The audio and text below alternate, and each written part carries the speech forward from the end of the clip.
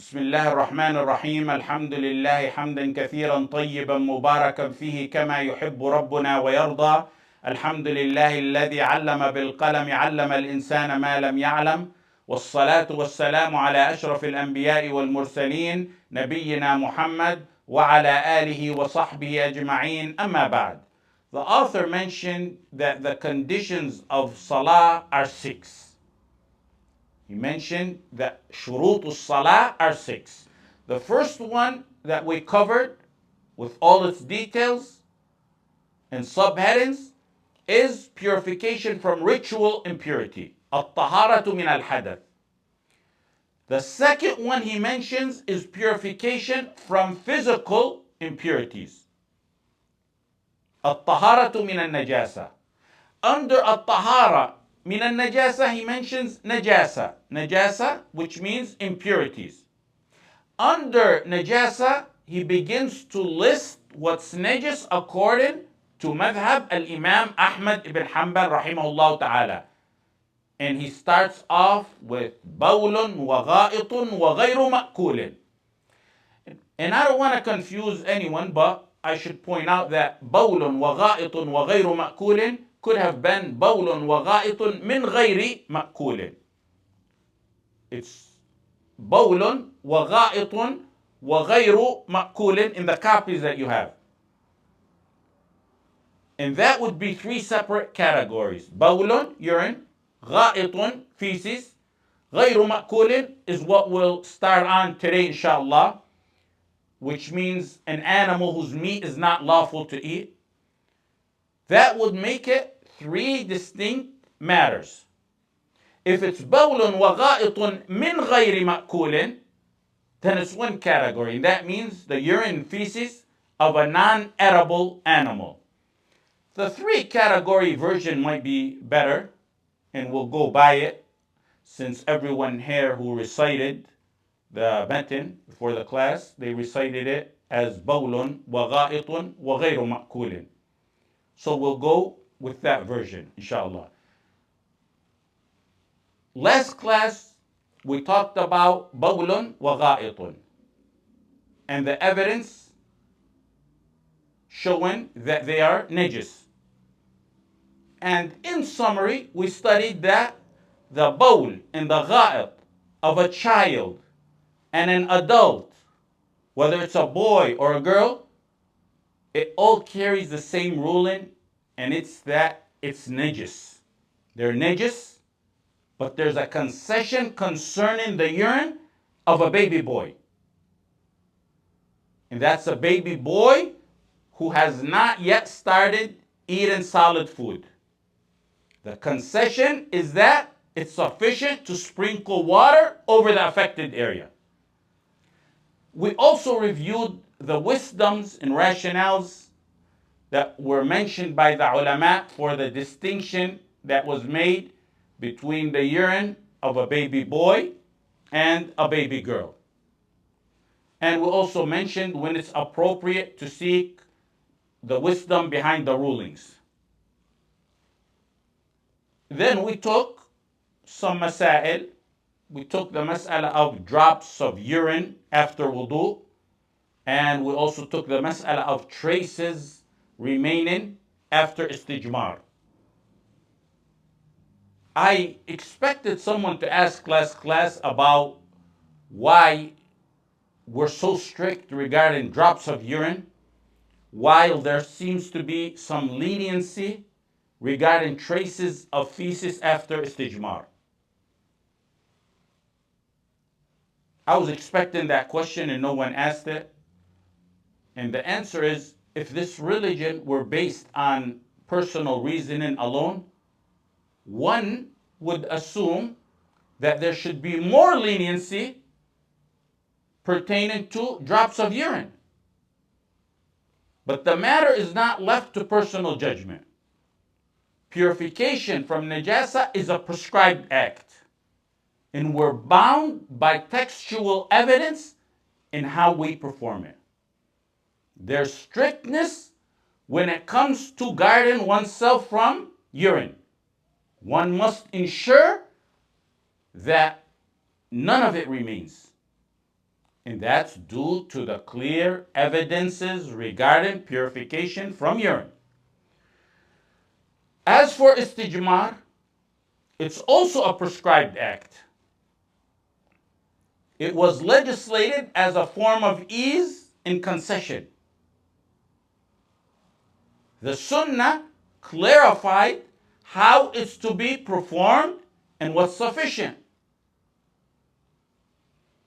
The Sunnah even told us the minimum number of stones that one should use. So if one performs istijmar in the manner described in the hadith, then he has fulfilled what's required of him. Any remaining traces are excused because he's done what's required of him.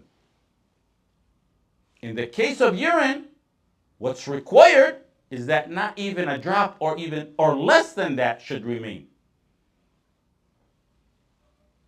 The next point is that we established in the last class that the urine of an infant boy is najis. However, even though it's considered najis, its purification has been made easier than that of the urine of a baby girl or an adult. This distinction indicates that impurities vary in their degree of severity. And that's why the ulama classify najasat into 3 categories. This classification is based on their level of severity. We have al-Najāsah al-Ghaliza, severe impurity. That's like the impurity of a dog. Anything licked by a dog must be washed 7 times, and one of them with soil. That's al-Najāsah al-Ghaliza. Then you have al-Najāsah al-Khafifa, light impurity. And the best example would be what we studied last class, the urine of a nursing infant boy who has not yet begun eating food. It falls under al-Najāsah al-Khafifa. It's purified by sprinkling water over it until it covers the affected area. The third category is in between those two, al-Najāsah al-Mutawassita, moderate impurity. Most impurities fall under this category. That's like human urine and human feces and menstrual blood. And it's purified by washing it with water until that impurity is removed. We took urine and feces. The next matter he lists under al-Najāsah is غير مأكول. That's the third one. بول, غائط, وغير مأكول. غير مأكول means an animal whose meat is not lawful to eat. Urine and feces may come either from an edible animal or from a non-edible animal. We'll study both, inshallah, even though the author listed animals whose meat is not lawful to eat. He listed that one only because that's najis according to the Hanbali madhab. And this matan follows the Hanbali madhab. According to the Hanbali madhab, urine and waste of animals that are lawful to eat is tahir. And we'll study that mas'ala after the one we're going to study right now, inshallah. So to understand this issue regarding the waste in urine of animals, the first thing you need to determine is whether the animal is permissible to eat in the Sharia or not. If it's not permissible to eat, then this is the category that we're discussing right now. And this is very practical and very important. Someone takes a trip somewhere. He goes to the zoo.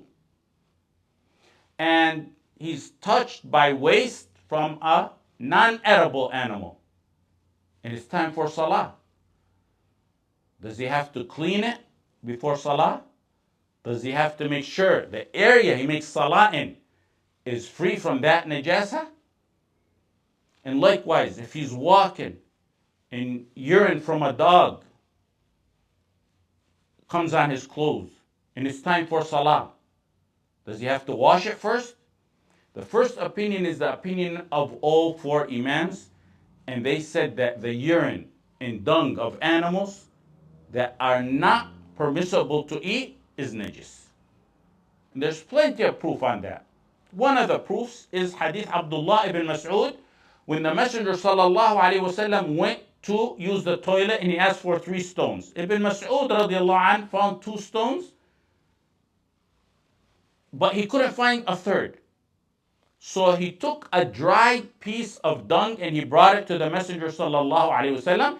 And Ibn Mas'ud said, فَأَخَذَ الْحَجَرَيْنِ وَأَلْقَى الرَّوْثَ وَقَالَ هَذَا رِكْسٌ. The Messenger sallallahu alaihi wasallam took the 2 stones and he threw away the dung and he said it's filthy. That's clear in how this is used as proof here. The second proof is Hadith Kabsha radiallahu anha that was related by Imam Malik. Hadith Kabsha bin Ka'ab ibn Malik radiallahu anha, who said that her husband Abu Qatada entered upon her and she poured water for him to make wudu, and a cat came to drink, so he tilted the container for it to drink. Kabsha said that her husband Abu Qatada saw her looking at him, and he said to Kabsha, "Are you surprised?" She said, "Yes." He said, "The Messenger sallallahu alaihi wasallam said, إنها ليست بنجس إنما هي من الطوافين عليكم والطوافات." It's not impure. It's among those that circulate among you. The point of using this hadith is that they said, since the Prophet sallallahu alaihi wasallam explained the purity of the cat by saying it's among those that constantly circulate among you, it's understood that it was originally najis. It's an animal whose meat is forbidden, so it's najis. But because of the hardship of avoiding it, it was declared pure to remove that hardship. This implies that if the cat were not among those that circulate among us, its leftover drink would be najis. And if this is the case regarding its leftover drink, then its urine is even more impure than its leftover drink. Another hadith they use is Hadith Ibn Umar, who said that his father, radiallahu anhuma, said that the Messenger sallallahu alaihi wasallam was asked about water found in an open area of the land where predators and wild animals and beasts come to it. And the Messenger sallallahu alaihi wasallam said, إِذَا كَانَ الْمَاءُ قُلَّتَيْنِ لَمْ يَحْمِلِ الْخَبَثِ. If the water reaches 2 qullas, 2 pitchers, then it does not carry impurity. How is this proof here? They said that the Messenger sallallahu alaihi wasallam ruled in this hadith that a large amount of water is not affected by the leftover, by the su'r, which is the drink of wild animals and beasts. By implication, it means that a small amount of water is affected by their leftover drink. If this applies to their leftover drink, then their urine and dung is even more impure and more foul than their saliva. The ulama who adopt this opinion also use some rationales. They said, if the meat of this animal is impure and it's filthy to eat, then likewise its urine is as well. They also said, if we have a pure animal whose meat is lawful to eat, and it happened to eat filth. The animal whose meat is lawful to eat went and ate filth. It should be confined after eating filth.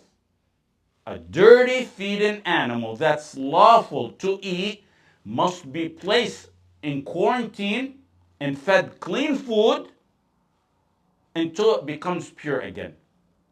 That's if it has been eaten filth. The ulama reason that if this is the case for animals whose meat is normally permissible to eat, then what about an animal whose meat is already unlawful to consume and impure in itself? Not simply because it has eaten filth. The animal that's unlawful to eat would be even more impure.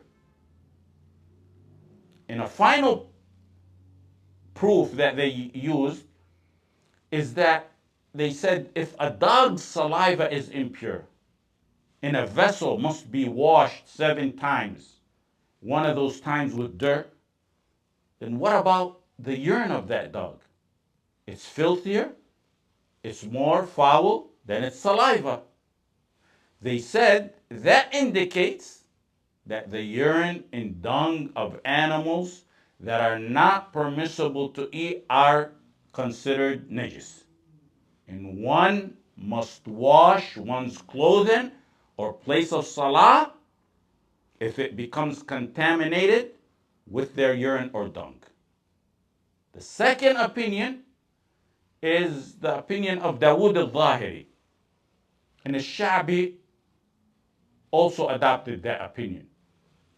And they mentioned a hadith in Sahih Bukhari. كانت الكلاب تبول وتقبل وتدبر في المسجد في زمن رسول الله صلى الله عليه وسلم فلم يكونوا يرشون شيئا من ذلك. كانت الكلاب تبول وتقبل وتدبر في المسجد في زمان رسول الله صلى الله عليه وسلم. During the time of the Messenger صلى الله عليه وسلم, the dogs used to urinate and pass through the masjid. They used to come and go through the masjid. And the hadith says they never used to wash or sprinkle water on the urine of the dog. They said the dogs urinated in the masjid and they did not wash it. The Sahaba would have never left the masjid najis. The answer to this is that the saliva of a dog is najis based on clear, solid, authentic hadith. And it must be washed 7 times, as we mentioned. When you know that, you should know that its urine cannot be purer than its saliva. If a dog's saliva must be washed 7 times, one of them with dirt, then its urine is even more najis. So if it's proven that the saliva must be washed 7 times, one of them with dirt, then why didn't they purify the masjid from dog urine? And there's several explanations to that. One explanation is that it may have occurred in the early period of Islam. How do we know that? Because in some versions of the hadith, it's mentioned that Ibn Umar radiallahu anhuma was a young, single, unmarried man. And he used to sleep in the masjid during that time. كنت أبيت في المسجد في عهد رسول الله صلى الله عليه وسلم وكنت فتى شابا عزبا. He said, I used to sleep in the masjid when I was single. The fact that a narration indicates that Ibn Umar radiallahu anhuma was single proves that this was early on, because Ibn Umar radiallahu anhuma later got married during the lifetime of the Prophet sallallahu alaihi wasallam, and there's the story of him divorcing his wife while she was menstruating. That's one explanation. Another explanation is that the dogs may have been at the rear of the masjid in areas where people did not make salah. And even if they were passing in the area where they made salah, it's possible that the sun was intense in that land, and we know it is, and that would purify the ground. If the sun removes the traces of impurity, its color and taste and smell, then that place becomes pure. The second proof that they use to say that urine and dung from animals that are unlawful to eat are tahir is that they said the default ruling regarding things is purity unless there's evidence from the Quran and Sunnah and Ijma'. And there's no proof from the Quran and Sunnah and Ijma' establishing the impurity of anything other than human urine. They also used an athar. An athar that al-Bukhari mentioned ta'liqan. We went over what mu'allaqat al-Bukhari are. It was cited in Sahih Bukhari as a suspended narration, a mu'allaq. But when al-Bukhari mentioned it, it was worded in a way that indicates certainty. The narration is in Musannaf Abdul Razzaq and Musannaf Ibn Abi Shayba. And it's that Abu Musa al-Ash'ari radiallahu anh led some followers in Salah.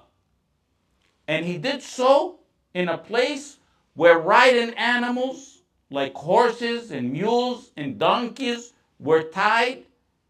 And that place where he led the Salah in contained their dung.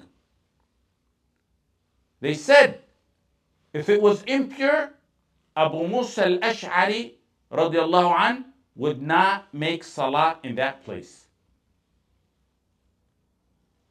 How does Abu Musa radiallahu anh perform Salah in an area of Najāsah? There's several explanations. First of all, the weak explanation is that it may be that Abu Musa radiallahu anh made Salah in that area, but there was a barrier between him and the dung. This explanation is weak and it's unlikely because the apparent wording of the athar rejects it. The statement in the athar is that he prayed on dung. That's clear. That's zahir in the narration. And that means there was direct contact. Another explanation is that some of the animals could have been camels whose meat is lawful to eat. So their urine and waste is not considered najis. Or they could have been mules and donkeys, but maybe they were considered tahir due to the hardship of avoiding them, like what we said about cats. The strongest explanation is that if Abu Musa radiallahu anh did indeed pray on impure dung, this would be what's referred to as amalus sahabi. This is called a companion's action. This particular companion's action is opposed by other Sahaba. So it wouldn't be binding proof. And on top of that, There's other proof that we mentioned for the first opinion that oppose what he did, radiallahu anh. And a side note, before we conclude, it pertains to opinions of the Sahaba and when they're used as proof. The opinion of a Sahabi is only used as evidence when it does not contradict a text from the Quran or the Sunnah. It's used as evidence when it does not oppose the action or opinion of another Sahabi. If it opposes the action or saying of another Sahabi, then we resort to weighing between the two opinions or the two actions according to evidences and legal principles. Another explanation that I can add is that it's possible that Abu Musa al-Ash'ari radiallahu anh did not consider purification from impurity to be a condition or obligation for the validity of salah. And so no one will be shocked or surprised. This is an opinion within the Maliki madhab. In the Maliki madhab, there's an internal dispute whether removing najāsah is wajib or sunnah.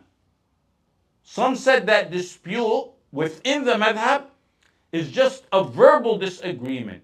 Others said it's a real and meaningful dispute, and some considered it only a sunnah. Some considered it only a sunnah to remove najāsah for salah. And they did not consider it to be wajib. The rajih is the view of those who consider the urine and waste of live animals that are not permissible to eat to be impure. Because the strength of the evidence of those who say it's najis and its freedom from strong undermining objections shows that the urine and dung of animals we're not allowed to eat is najis. And we mentioned the impurity of a dog's leftover water. The urine for such animals is worse. And the cat was made an exception because of its constant roaming. All these evidences are clear and authentic regarding the impurity of the urine of animals that are not lawful for us to eat. The following few weeks, we may take a break so that we can have a test. And this time, unlike previous times, I will be the one who writes out the test, and I will personally correct it so I can examine the level of the students, both in person and those who want to participate virtually. Insha'Allah. Jazakumullahu khairan, and we can take some questions.